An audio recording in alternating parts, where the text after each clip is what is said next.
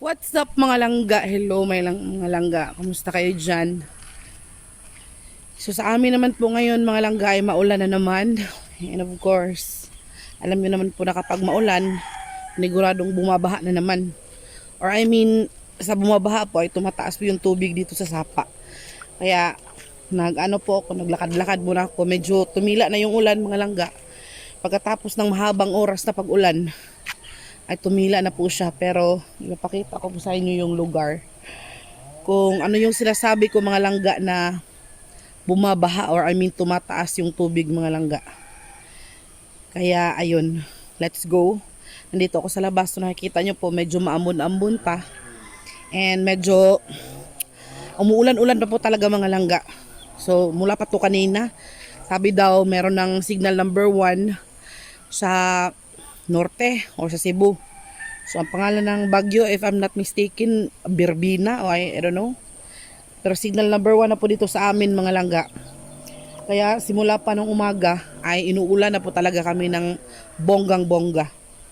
Kaya po yung mga tao ngayon hindi naman po talaga makatawid. So ilang motorista na po mga langga ang bumalik. Dahil po hindi talaga makatawid dito sa sapa. So ito yung sinasabi ko mga langga na binabaha or meaning tumataas yung tubig sa sapa. Umaapaw po siya. So pag ganyan po ay hindi talaga kami makatawid, hindi kami makapunta sa kabila para bumili ng kahit na ano-ano. Dahil po ay ang sapa ay tumataas at tumataas din yung current niya. Lumalakas din yung current ng tubig kaya ganyan. Kaya dito sa amin ay hindi na talaga namin siya tinatawid kapag ganito. Dahil po delikado. Dahil ilang beses na po at makailang beses na din pong sinubukan nilang tumawid, ang nauwi lang sa disgrasya mga langga, kaya delikado. So dito tayo no, sa kalsada. Ako lang yung tao dito mga langga. Nagliliwaliw ako at gusto ko ipakita sa inyo yung sitwasyon ba. So ayun nga. Kung nakikita nyo po yung bato na yan mga langga, yan sana yung gagawing tulay. So dito sa tulay na yan dyan, yan yung bahay namin sa dito. Yan yung bahay namin. So yung tulay sana ay nasa harapan ng aming bahay. Kaso lang po, nagiging ghost project, hindi po siya natuloy. Hindi namin alam kung ano yung dahilan. Kaya ito yung sitwasyon ng aming bukid ngayon dito. Ito yung sapa mga langga oh. Ayan. So, diba? Mataas na yung tubig niya mga langga. So dito sa lugar na to nakapalibot yung sapa dyan. Dito nakapalibot yung sapa. Kaya ayan, ay sinasabi po namin na bumabaha. Kasi po itong tubig, tingnan nyo po yung agos ng tubig oh. Mula po yan dun sa itaas. Ayan, mula sa mga bukid mga langga. Mudagay dahil diri sa sapa. So dito po lahat nagtipon-tipon ng mga tubig. Nakikita nyo po yan. Yan mula po yun sa itaas. Yan o. Yan yung tubig na yan. Hanggang dito yan sa sapa mga langga. So first time ko itong pinakita sa inyo mga langga na ganito talaga. Subukan natin no. Pero hindi tayo tatawid ha. Kaya delikado man baka maanod tayo. Bisag mura tayong salbabida pero takot pa rin tayong maanod. Uy. Ayan mga langga. Ito yung ragasa ng tubig oh. So ito yung sinasabi kong sapa mga langga. Hindi pa siya gaano kalaki pero hindi na siya matawid. Kung pipilitin mo talaga siyang tumawid, mga nasa bewang na. Bewang siguro. O diba? Kasi yung nasa harapan mga langga ay malalim na part na. So dito kami maghihintay ng mga lubi ba na mahulog o na maanod. So yan. O diba? Pero kapag patuloy pa rin ang ulan mga langga, kasi ngayon tanghali pa lang. So tataas yan dito hanggang dito yan mga langga. Hanggang tataas talaga yan. Hanggang aabot na yun doon. Di ba? Grabe yung tubig. Oh, ang lakas ng current, di ba? Paano na lang kapag tao yung tumawid dyan? Delikado talaga kaya maraming mas stranded doon mga langga. Oh. Ayan, maraming na stranded doon ng mga motorista. Kasi kapag nakikita nilang ganyan, yung tubig kalaki, hindi na talaga sila tumatawid. Kaya delikado man. Oh, may nyug pa doon oh. Diba? Hanggang doon sa mga langga oh. Yung kanyang sapa. Ganito kalaki na. May mga tao sa harapan. Tingnan natin kung tawid sila, no? Tingnan natin kung ano yung gagawin nila ba.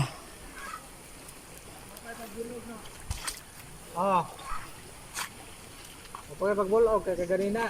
Gamay-gamay. Utos na niya ay. Utos na kay naanang reo. Dasong kuha na ito eh. Ang dito dapit, bukid. Kaya ba? Payas.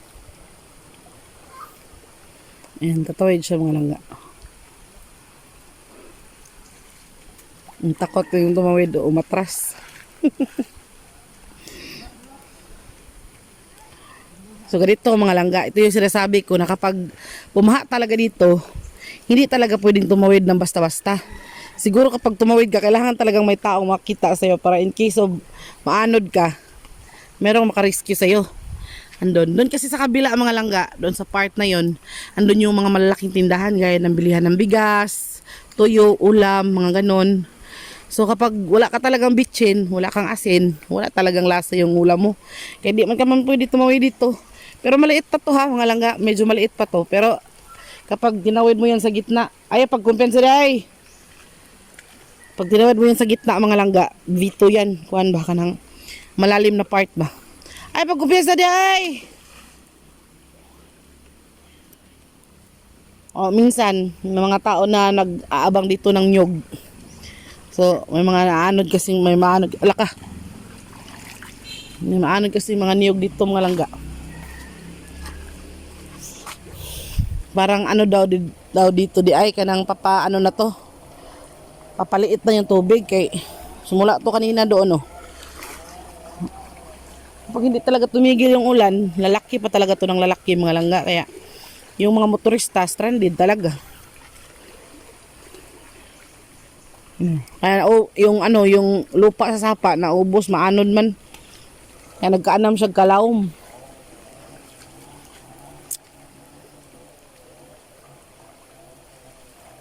Balak pa naman sana naming pumunta sa harap sa ano mga langga kawila kay mag wifi. Hindi man tayo makalabang no. Yan siya oh. Lakas ng current ng ano niya ng tubig. Maraming niyog dito ang maanod ba. Ang papamagid dito gaon na. Dagan maglubi yan lahat sige ano po. Ang daming niyog mga langga. Di oy mayo eh. Ay mo to ka. Bukong do na. Ay lam tong lubi kay magbarog mo buto. Katuod man to bukong. Bukong na klaro.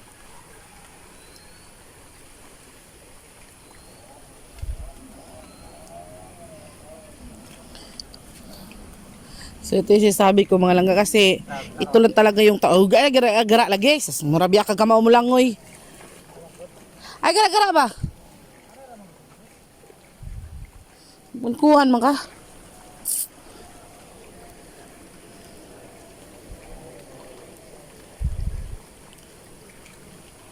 So napapaligiran sana kami dito ng kahoy mga langga pero ang problema lang dito ay itong sapa lang talaga kapag tumaas yung sapa. Ay na dire insect.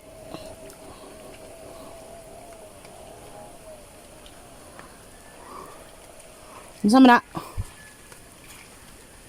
Bulawan?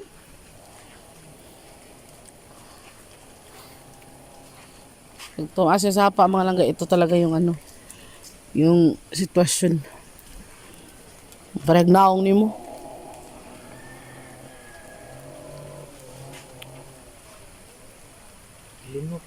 So parang papaliit na yata ito mga langga. Pero malakas pa rin yung ano niya, current ba? Ay na niyo eh. Mura sa gigluto gikan ba kuha kayo.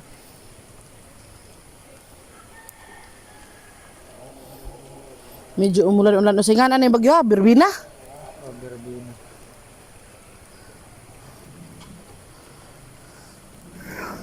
Kapag tumaas to mga langga, aabot to doon sa mataas na part talaga hanggang sa umaakit na talaga. Ngayon hindi masyadong malaki pero sana hindi na siya uulan. Kapag umulan pa kasi siya mga langga, sigurado mo taas ginin tubig.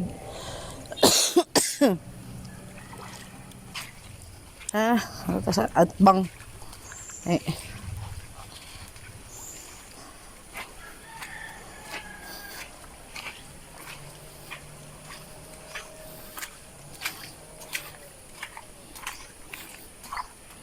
Dagay days tubig.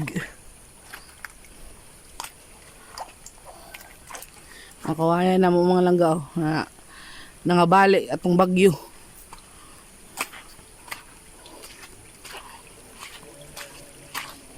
So kung natapos na yung tulay mga langga na sinasabi ko sa inyo, wala sanang problema kasi hindi na kailangang magtawid. Kaso hindi man natapos kaya nagiging ghost project man. So ganito kalawak yung lupa sana dito sa amin pero napunpon sa mga langga kay dahil nga sa sigig baha ba.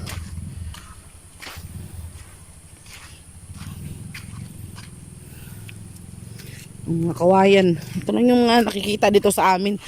Mas maganda sana ito mga laga kung medyo mataas na part kaya marami kang makikita ba.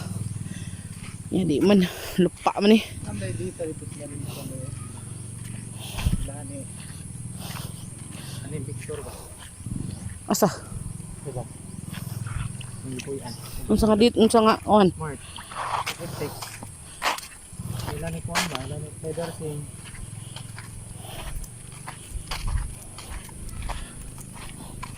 So ito yung tulay mga langga. Yan yung tulay na sinasabi ko. Ito sana, malaki sana to kasi daanan ng mga truck na malaki ba. Hindi naman natapos. Hanggang siminto naman. Yan o. Kung natapos sana yan, dito sana sa harapan ng bahay namin yung daanan talaga ng tulay kasi dinodonate na kasi itong lupa na to nila ni mama sa kapatid nila ni mama sa barangay para maging successful sana ang tulay. Yung man natapos kung natapos sana ito, so ay problema yung pagtawid no.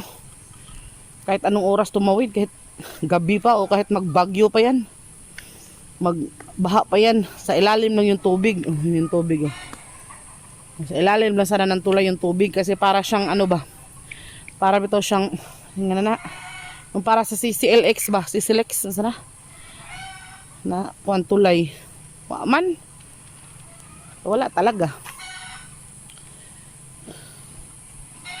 View now si Kintig. So ito naman kubo na to mga langga. Kung nakikita nyo to lagi sa mga vlog namin, tindahan to noon ng kapitan namin dito. Lumipat man siya. Yung tindahan niya ay nasa kabila na. Nasa harapan, nasa tawid sapa. Kasi binabaha dito lagi. Kaya lumipat siya, yung bigas niya at saka yung mga tinda niya ay lumulutang daw. Kaya lumipat siya mga langga. So yan na lang yung natira. 2 kubo sana yan. Kaso lang nawasak na yung isa. Yan, dito na lang. May kapayas ito hinog. Turo hinog mo na no. Kumoy. Ha? Ako makita na daw uton. Kana. Kana lagi. May kuha itong kuha na. Mga bata ng isda. O saan ka pag-isda na nila nga? Lubog mo kayo ang isda na din ng pundo. Ang pantat nila ni kuha na. Pantat. May nangisda mga langgay. Saan man pagpangisda nila nga. Kisa man na si Buknoy? Ha?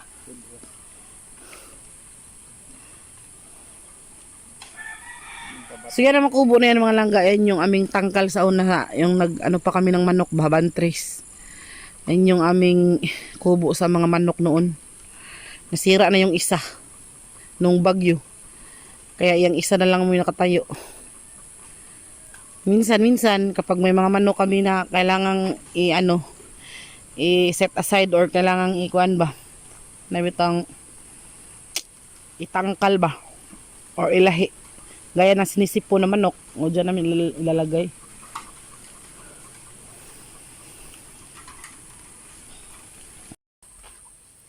So ayun na mga langga, na-tour ko na kayo. Pasensya na kayo at limited lang yung tour guide nyo. Okay. Kana, lunot na. Kana lagi? Oh, Ano lagi ng pikas? Lunod ko. kaya nga na. Pero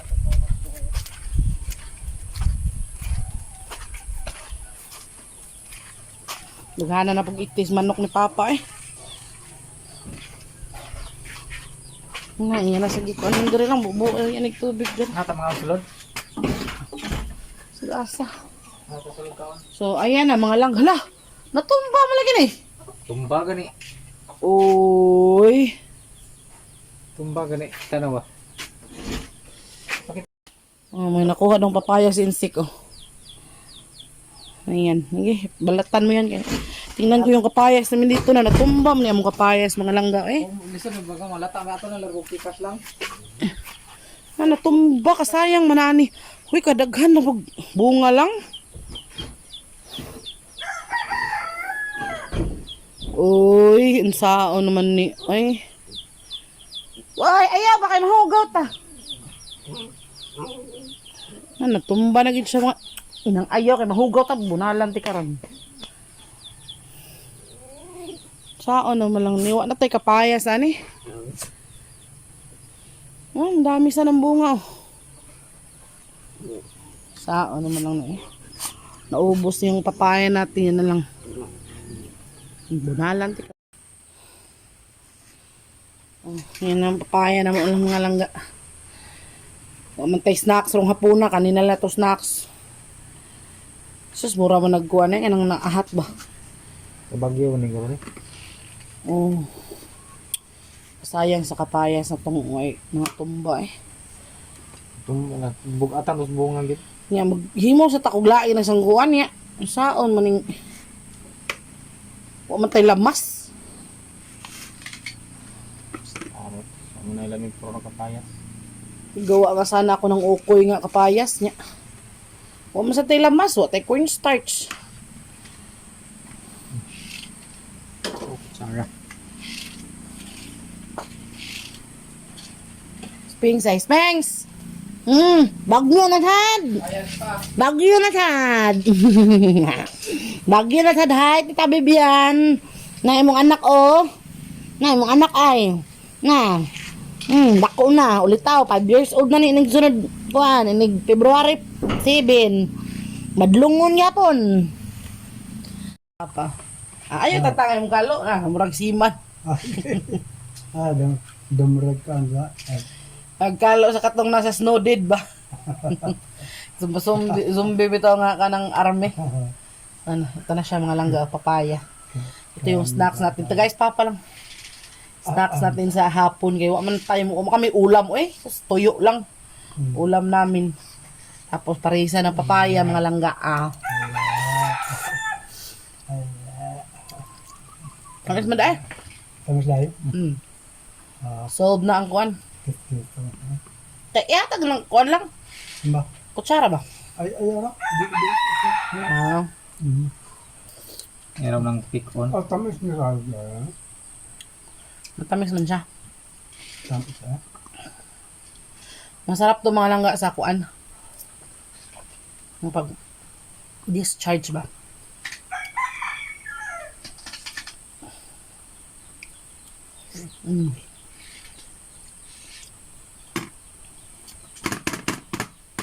Wala tayo mga pabayaan. Wala. Wala tayo pabayaan. Wa man. Natumba na gila na diha. Kapayas pa dong.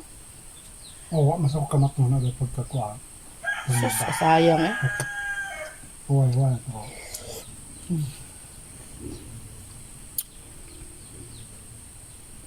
Ang nga ako. Kay bagyo manggod. Bagyo sa Green Building.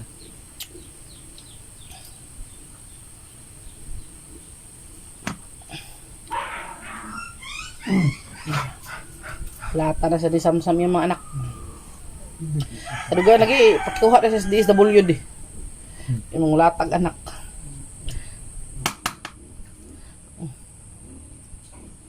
Ang ismi ko na.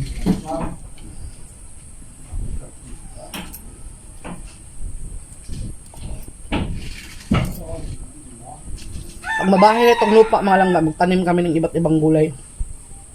Para pag ganitong bagyo, meron tayong ma-harvest ba? No? Ang plano na kami ni Insik, nagagawa kami ng garden bed.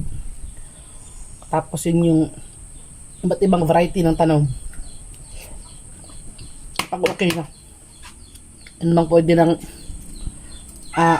mananghid may na pwede ng taniman ba?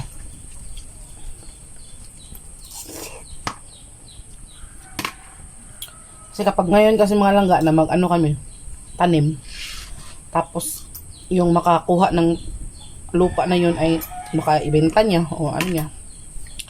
Yung mga pananim namin, dag tubig break. Kaya yun. Na lang eh. So, kaya yun. Eto, I would like to say thank you to Auntie Josephine. Kasi siya yung nagbigay nitong tumbler na to.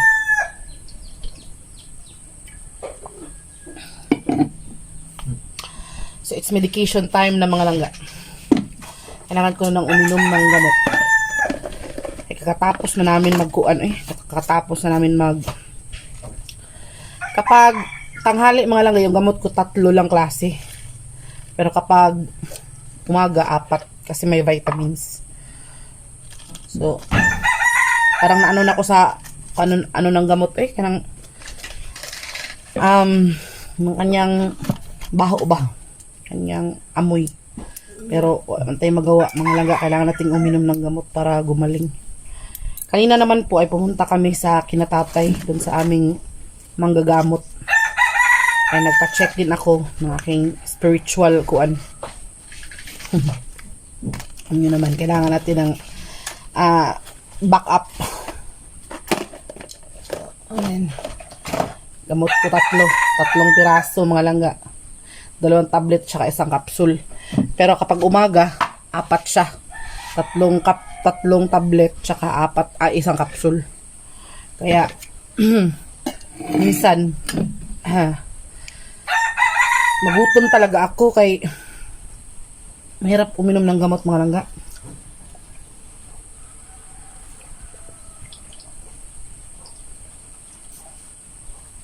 Kaya yun. Kaya ulit, thank you ulit sa inyo sa mga patuloy na sumuporta at patuloy na nagdasal para po sa aking healing.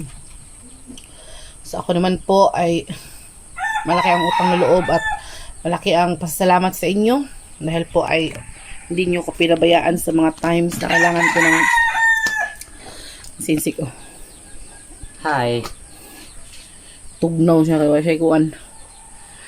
So ayan mga langga, try naming mag-upload ulit. So kakahapon nag-upload kami, hindi kami natapos kay kuan kanang nawala yung wifi. Ngayon try namin ulit na mag-upload. So hanggang dito na lang muna yung upload natin ha. Kaya basta importante magkita-kita tayo araw-araw. Hanggang video upload mo, nasabi mo. Hanggang upload Anda? ang nasabi mo. Na ano? Hanggang dito lang upload. Hanggang dito na lang ang video pala. So pasensya na kayo. Nagkabuang-buang na tanis tong istorya. So try namin mag-upload ulit mga langga kasi kahapon nag-upload kami, hindi natapos. Kasi nawala yung internet connection. Kaya umuwi na lang kami kasi nag-start na yung ulan. Tapos gabi po kasi yung parang nag-start yung masama yung panahon. Kaya yun, umuwi na lang kami kasi baka mabuta na naman kami ng baha. Nakto, hindi kami makatawid, hindi kami makauwi. Kaya yun, try namin ngayon kapag medyo humupa na yung baha, try namin tumawid. So ayun no, hanggang dito na lang. Maraming salamat po ulit sa inyo and thank you po sa inyong lahat. Paparating na naman po ang Pasko. So, sana grasyahan tas Ginoo mga langga. Okay. Para kahit papaano masaya yung ating Pasko. Dito lang po. Thank you very much and God bless. Ingat-ingat. Ingat po kayong lagi lahat. May bagyo. Ingat po lahat, lalo na sa mga malalapit sa sapa, dagat, sa mga lawa, mga ilog, mga ganun. Mag-ingat tayo kung kailangan natin evacuate agad, huwag matigas ang ulo. Kasi po kasi po mahirap na magsisi sa bandang huli. So walang pagsisisi na nasa unahan. Naging nasa huli lang talaga. Kaya kailangan talaga natin mag-ingat lagi at magdasal. So dito na lang po muna. So bye-bye.